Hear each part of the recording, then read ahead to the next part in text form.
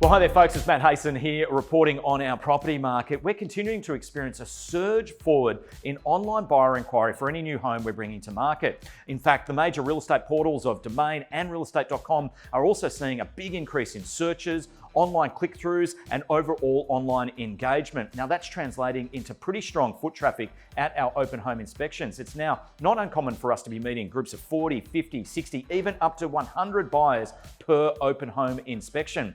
Also, the prices that we've seen being achieved over the last fortnight would suggest that any price declines we experienced right through that key part of the pandemic through April have all but been erased. Now, this is very interesting because during the heat of the pandemic, the RBA was considering putting a complete halt on real estate transactions. Now, this has come out during the week through the Freedom of Information, highly classified documents suggesting that the RBA was very concerned about a major property price crash given there could be falling incomes, confidence, and zero population growth. As we move forward, only a matter of weeks now, what a different sign we are seeing in the property market.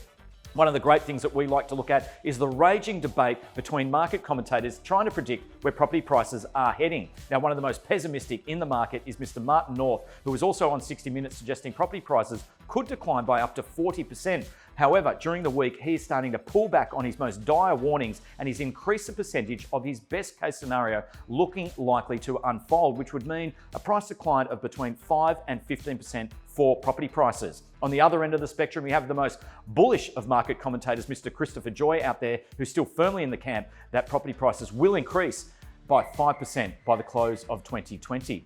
And some fantastic news for our local community. The Department of Planning and Industry and also Environment has given the green light to the redevelopment of the Sydney fish markets. Now there's 3 wonderful designs on display here and it's expected that work could commence as early as next month for the first phase. Now if any of you have been down to the fish markets over the last couple of years, you would know it's pretty dilapidated and in urgent need of redevelopment. So this is wonderful news sitting here right at the footstep of our market and it's going to be a wonderful public attraction and world-class display. So that leads us into this weekend, folks, where it's still a pretty tight market out there, but we have some fantastic and wonderful properties open for inspection, and our entire team looks forward to seeing you out and about. Thanks for watching. Catch you all next week.